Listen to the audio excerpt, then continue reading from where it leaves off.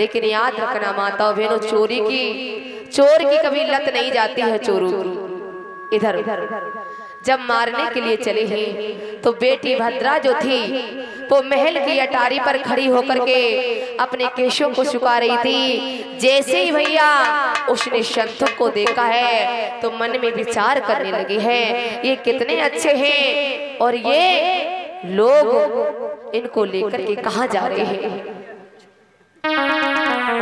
सोचने लगी है, आज वो बिटिया भद्रा के मन में पाप पैदा होने लगा है। सोचने लगे क्या कि अटिया के ऊपर ही भद्रा भैया रही थी कि शिशु खाई।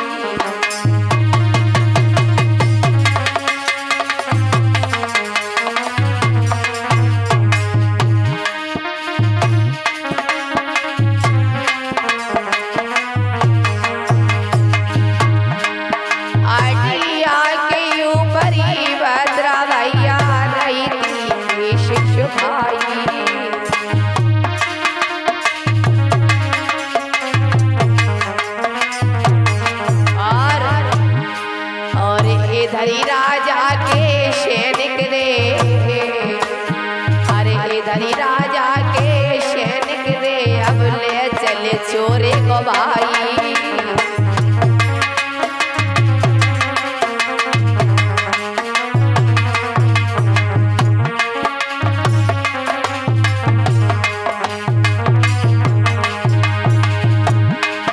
महाराज लली की निगाह पड़ गई है और देख शंतुक को आज के बिटिया मन में हंस गई है। अब तो मन में करे बिचारी विभाजा संग में रचाऊंगी। अब तो मन में करे बिचारी विभाजा संग में रचाऊंगी।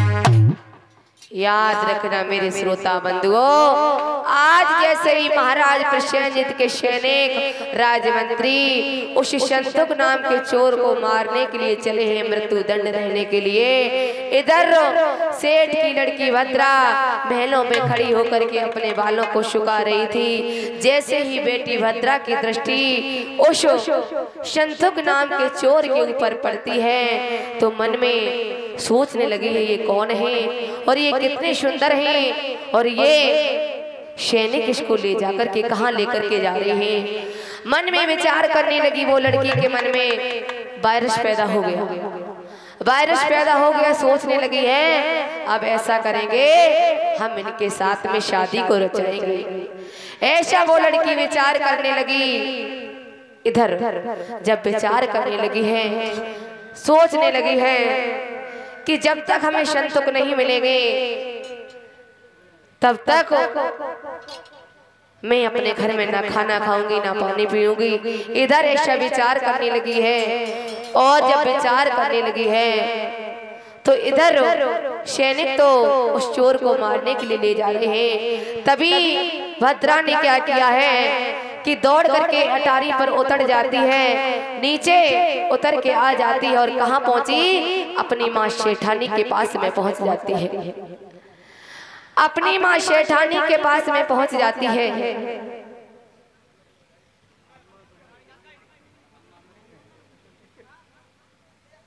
भैया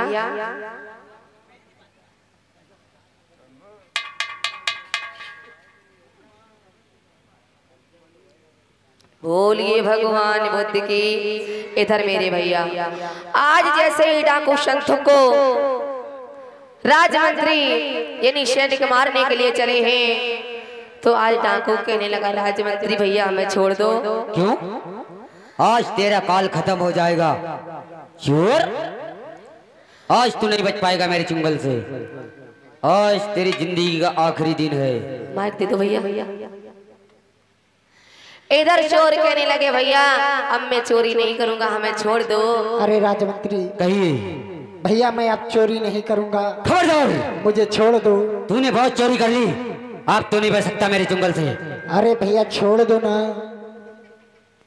नहीं, अरे कुछ घूस मेरे ले महाराज लो। का आदेश है, तुझे जिंदा दफनाएंगे। अरे भैया राजमंत्री कहिए। मैं तुझे धन और दौलत सब कुछ दूंगा। मेरे पास मुझे बहुत ढूंढ धन दे। दौलत है, तेरी चोरी की धन दौलत मुझे नहीं चाहिए, मुझे ईमानदारी की चाहिए। ठीक है, नहीं ढीलोगे तो चलो बिल्कुल। भैया। इधर राजमंत्री कहने लगा है कि डाकू प्रसेनजीत ने आदेश दिया है कि तुझे ले जा करके मृत्यु दंड दिया जाए, और तू कह रहा है कि हमें छोड़ दे। तूने हमारे महाराज के राज में बहुत चोरी की है, पता नहीं कितने लोगों की हत्याएं की हैं, कितने लोगों को मारा है, और कितनी तूने चोरी की है। आज तू पकड़ गया है, आज महाराज प्रसेनजीत के चंगुल में फंस गया, तो तू मुझसे कह रहा है छोड़ दे। हम तुझे नहीं छोड़ सकते। तुझे ऐसी जगह ले जाकर के मारूंगा, तू भी याद रखेगा किसी ने मुझे मारा था। जने कितने तूने घर उजाड़ दिए, जने कितने तूने जेवरात चुरा लिए, और मुझसे कहता मुझे छोड़ दो मंत्री। आज तुझे मैं कतई नहीं छोड़ सकता हूँ, आज चल। इधर मेरे भैया सैनिक को उधर उस संतुक चोर को ले जाकर के मारने के लिए जा रहे हैं। इधर बेटी भद्रा माँ के पास में पहुंच जाती है और बोली है, आज माँ के पास में बेटी भद्रा पहुंच जाती है जहाँ सेठानी बैठी हुई थी। कहने लगी माँ, सेठानी कहने लगी कहो बेटी क्या बात है। कहने लगी माँ गजब हो गया। सेठानी कहने लगी क्या बात हो गई। कहने लगी माँ, आज मैं सुबह जब अपने महलों में खड़ी हुई थी तो अपने केशों को सुखा रही थी, तभी मैंने महाराज प्रसेनजीत के सैनिक एक डाकू को ले जाकर के मारने के लिए जा रहे थे। माँ ये बताओ वो कौन है और क्या उनका नाम है, और वो सैनिक उसे मारने के लिए क्यों ले जा रहे हैं। माँ मैंने जब उनको देखा है तब से वो मेरे मन में अंग अंग में बस गए हैं। माँ ऐसा करो आप मेरी उनके साथ में शादी कर दो। सेठानी कहने लगी लड़की पागल हो गई है क्या, एक सेठ की लड़की होकर के और तू एक चोर के साथ में शादी करेगी। भद्रा कहने लगी माँ कुछ भी करो लेकिन मेरी शादी संतुक के साथ में कर दो। ध्यान देना श्रोता बंधुओं, सेठ और सेठानी के केवल एक ही लड़की थी। सेठानी बहुत समझाते हैं, कहने लगी भद्रा जब तुझे तेरे पिता सेठ को पता चलेगा कि तू एक चोर से शादी करना चाहती है तो वो जो तुझे जिंदा नहीं छोड़ेंगे, जान से मार देंगे। इधर भद्रा कहने लगी माँ कुछ भी हो जाए, आप क्या चाहती हो कि मैं मर जाऊं? भला कोई माँ बाप चाहते हैं कि मेरी औलाद मर जाए। सेठानी कहने लगी ऐसी औलाद बे औलाद होना अच्छा है। भद्रा कहने लगी अच्छा लगता है तो मैं ऐसे नहीं मानूंगी। कहने लगी माँ अगर तुम मेरी शादी नहीं करोगी तो मैं सत्य कहती हूँ अपनी आत्महत्या कर लूंगी, अपने प्राणों को त्याग दूंगी। सेठानी बड़ी अचमंजस में पड़ जाती है, मन में विचार करने लगी मेरे एक ही लड़की है, अगर ये भी मर जाएगी तो हम तो संतान हो जाएंगे, ना हम घर के रहेंगे ना घाट के रहेंगे, क्या किया जाए। भद्रा कहने लगी माँ हमारे पिताजी सेठ से सलाह मिलाओ, कुछ भी करो लेकिन मेरी शादी संतुक के साथ में कर दो। और सुनो माँ संतुक की सूरत जो है मेरे अंग अंग नश नश में बस गई है। और बोलिए सुनो भैया रोहित, अरे मन मंदिर में संतों की बसो, अरे मेरी मैया माँ मेरी मैया कोई सुनिए बात हमारी। भैया सामने हो जाओ, सामने।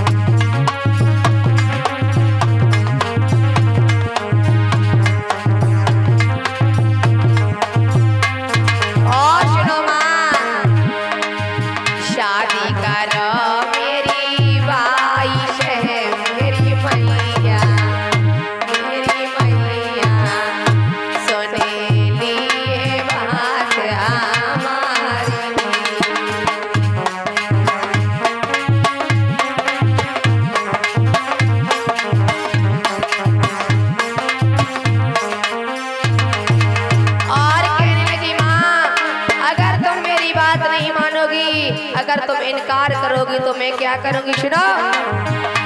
अरे जो ना मानो मेरी बात को मेरी मैया दैया मरे जहर में से खाएगी।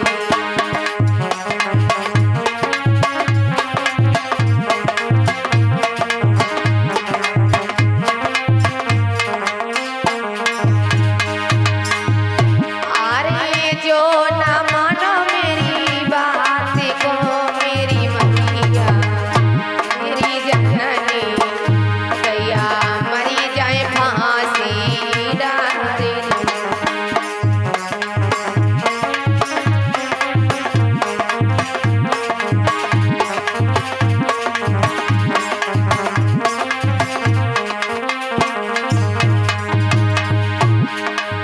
बढ़िया चुने करी ऐसी बात पेट में पानी हुई चुने करी ऐसी बात पेट में पानी हुई।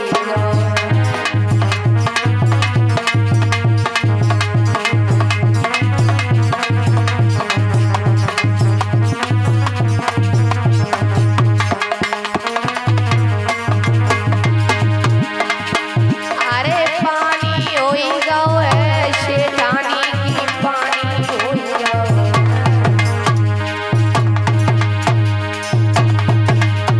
ये पीरनी सुनी कोई ऐसी बात शेठानी की पानी होई गौ।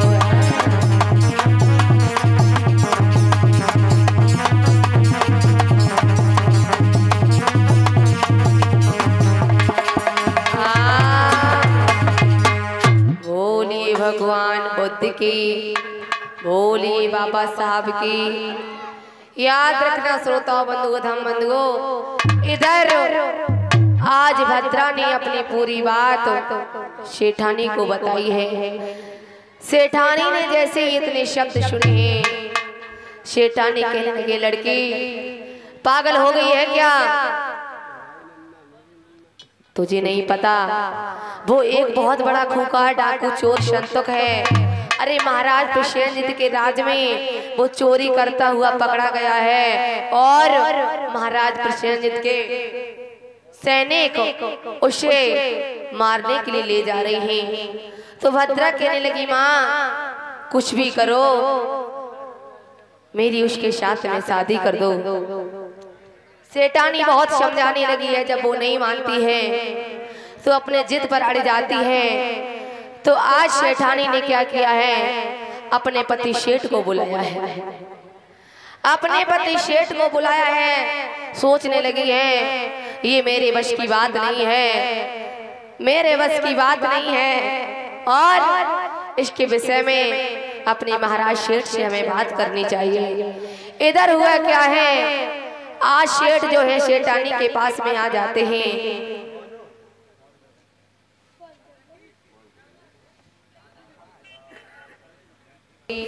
भोले बाबा साहब की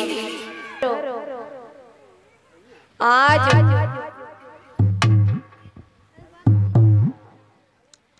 सेठ वहां पर पहुंच जाते हैं।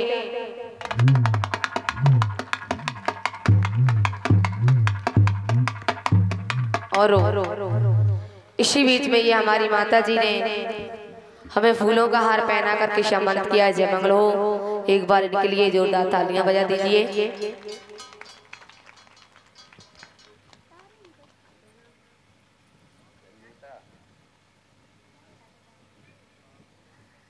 इसी बीच में ये हमारी बहन जी इन्होंने हमें फूलों का हार पहना करके सम्मानित किया है। 20 रुपए हमें दान दे करके। जय मंगल हो। भगवान बुद्ध की दया हो कड़ा हो। बोलिए भगवान बुद्ध की, बोलिए बाबा साहब की। आज सेठानी जो है अपने पति शेठ को पास में बुला लेते हैं। कहने लगी महाराज हमारी बेटी भद्रा जो है हमारे महाराज प्रसेनजीत के राज में जो चोर संतों को चोरी करता पकड़ गया है, आज मेरी बेटी भद्रा उसी पर मोहित हो गई है और वो बार बार यही कह रही है महाराज कि हम शादी करेंगे तो संतुक चोर के साथ में करेंगे, वरना अपने प्राणों को त्याग देंगे। जैसे ही सेठ ने इतने शब्द अपनी पत्नी सेठानी की मुखार बिंदते सुने, सेठ कहने लगे सेठानी क्या पागल हो गई हो? तुमने हमारी बेटी भद्रा को समझाया नहीं कि वो कितना बड़ा खूंखार डाकू है। सेठानी कहने लगी महाराज मैंने बहुत समझाने की कोशिश की, अब मेरे बस की बात नहीं है, मैं तो हार चुकी हूँ, समझा समझा कर ऐसा करो, अब आपकी बारी है, आप ही उसे समझाओ, शायद आपके कहने से वो मान जाए। सेठ कहने लगे ठीक है सेठानी, तुम्हारी बात नहीं मानी तो क्या हुआ, मुझे भरोसा है कि हमारी बेटी भद्रा मेरी बात का उल्लंघन नहीं करेगी, हमारी बात अवश्य मानेगी। इधर सेठ अपनी बेटी भद्रा के समक्ष में पहुंच जाते हैं, कहने लगे से भद्रा हाँ मैंने सुना है कि तुम एक चोर से शादी करना चाहती हो। पिताश्री, जब वो जा रहे थे और मैं अटा पर खड़ी थी, पता नहीं ऐसा लगा कि मेरे दिल में उनकी सूरत बस गई और मैं उनके साथ में पिताजी शादी करनी चाहती हूँ। सेठ कहने लगे लड़की हाँ पागल हो गई है क्या? नहीं, एक सेठ की लड़की होकर के और तू चोर के साथ में शादी करेगी, तेरा जीवन बर्बाद हो जाएगा। पिताजी ऐसा नहीं होता है, ऐसा नहीं होता है। इधर हो। सेठ नाना प्रकार से समझाने लगे हैं कि भद्रा मान जा, लेकिन भद्रा अपनी जिद पर अड़ जाती है। कहने लगी पिताजी अगर आप मेरी शादी संतोष के साथ में नहीं करोगे तो मैं अपने प्राणों को त्याग दूंगी। इधर हो। सेठ बड़ी असमंजस में पड़ जाते हैं, कहने लगे क्या किया जाए, हमारे एक ही बेटी है, अगर ये भी मर जाएगी तो हम संतानहीन हो जाएंगे। इधर आज सेठ और सेठानी सलाह मिलाने लगे हैं। सेठानी कहने लगी है महाराज क्या किया जाए, जब अनेक प्रकार से सेठ ने अपनी बेटी भद्रा को समझाया है वो नहीं मानती है, तो सेठ ने सोचा है हमें ऐसा करना चाहिए, महाराज प्रसेनजीत के राज में चलना चाहिए और महाराज प्रसेनजीत को जाकर के ये बात बतानी चाहिए कि हमारी बेटी भद्रा आपके राज कौशल में जो संतुक नाम का चोर डाकू रहता था उस संतुक से शादी करना चाहती है। आप ऐसा करो हमारी बेटी की शादी उस चोर के साथ में करा दो और अपने सैनिकों को आदेश दे दो कि आपके सैनिक उस चोर को छोड़ दें और मैं अपनी बेटी की शादी उसके साथ में कर दूं। ऐसा विचार करने लगे। इधर महाराज प्रसेनजीत के राज में सेठ चलने के लिए प्रस्थान करते हैं। इधर महाराज प्रसेनजीत बैठे हुए हैं। इधर हुआ क्या है, बोलिए भगवान बुद्ध की, बोलिए बाबा साहब की। इधर हुआ क्या है माता बहनों, महाराज प्रसेनजीत बैठे हुए हैं और महाराज प्रसेनजीत के राज में वो सेठ पहुंच जाते हैं। जब पहुंच जाते हैं, जैसे ही महाराज प्रसेनजीत ने सेठ को आते हुए देखा है, सेठ और सेठानी को आते हुए देखा है, तो महाराज प्रसेनजीत पूछने लगे हैं कहो सेठ कैसे आना हुआ, सब कुशल तो है? सेठ कहने लगे महाराज मैं आपके राज में एक बहुत बड़ी उम्मीद लेकर के आया हूँ। महाराज प्रसेनजीत कहने लगे सेठ ऐसी कौन सी बात है जो आप मेरे राज में वो उम्मीद लेकर के आए हो। इधर सेठ कहने लगे महाराज आपके राज में जो बहुत बड़ा खूंखार डाकू रहता था जिसका नाम था संतुक, वो डाकू चोर आपके राज कौशल में चोरी करता हुआ पकड़ गया है और मेरी बेटी भद्रा ने जब से उसे देखा है आपके सैनिक उसे मारने के लिए ले जा रहे थे, तो उस समय मेरी बेटी भद्रा अपने महलों की अटारी पर खड़े होकर के अपने बालों के केशों को सुखा रही थी। मेरी बेटी का कहना है, मेरी बेटी हमसे कह रही है कि पिताजी मेरी शादी उस चोर के साथ में कर दो। महाराज मैं आपके पास बहुत बड़ी उम्मीद लेकर के आया हूँ। मैं चाहता हूँ, मेरी इच्छा है कि आप उस चोर को छोड़ दें, अपने राज सैनिकों को आदेश दे दें कि उस चोर को छोड़ दें, और जब आप उस चोर को छोड़ देंगे तो हम अपनी बेटी भद्रा की शादी उसके साथ में कर देंगे। महाराज प्रसेनजीत कहने लगे, सेठ अरे पागल हो गई हो क्या? इतना बड़ा खूंखार डाकू संतों को, और तुम कहाँ सेठ? एक सेठ की लड़की होकर के तुम अपनी बेटी की शादी उस चोर के साथ में करोगे? कहने लगी, महाराज मैंने अपनी बेटी भद्रा को बहुत समझाया लेकिन वो नहीं मानी, और वो हमसे कहती है महाराज कि पिताजी माताजी अगर आप मेरी बात नहीं मानोगे तो मैं आत्महत्या कर लूंगी, अपने प्राणों को त्याग दूंगी। बताइए महाराज क्या किया जाए? मेरे एक ही बेटी है, अगर मेरी बेटी भद्रा भी मर जाएगी तो हम कहाँ जाएंगे? हम तो संतानहीन हो जाएंगे। तभी महाराज प्रसेनजीत कहने लगे, ठीक है सेठ, अगर तुम्हारी ऐसी इच्छा है तो हम अपने राज सैनिकों को आदेश देते हैं कि उस चोर को छोड़ दिया जाए। इधर महाराज प्रसेनजीत ने राजमंत्री सैनिक को बुलाया। राजमंत्री राजमंत्री कहिए महाराज। ऐसा करो, कहिए। इस डाकू को हमारा आदेश है, इसको छोड़ दिया जाए। क्यों महाराज? क्योंकि सेठ की बेटी ने इनके साथ विवाह करने के लिए तय किया है। मंत्री कहने लगा, महाराज क्यों ना हुई है महाराज? जाने कितनी है चोरी करी और ये ब्याह कर लिए, ब्याह वाले गहना लेके भाग जाता हूँ।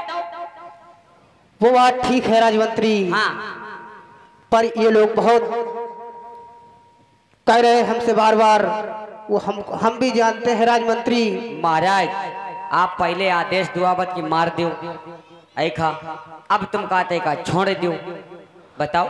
हाँ राजमंत्री, कहिए। मैंने आदेश किया था, पर ये सेठ जी और सेठानी बहुत गिड़गिड़ा रही है कि हमारी बेटी मर जाएगी, जिंदा नहीं रहेगी। लाओ संगत फनातन कहाँ है, बुलाओ। राजमंत्री महाराज इधर आ, इधर खड़ा हो।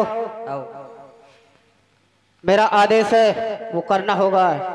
छोड़ देने इनका। हाँ राजमंत्री। हमारे बाप का कहा जाता है, बिल्कुल छोड़ दे बे।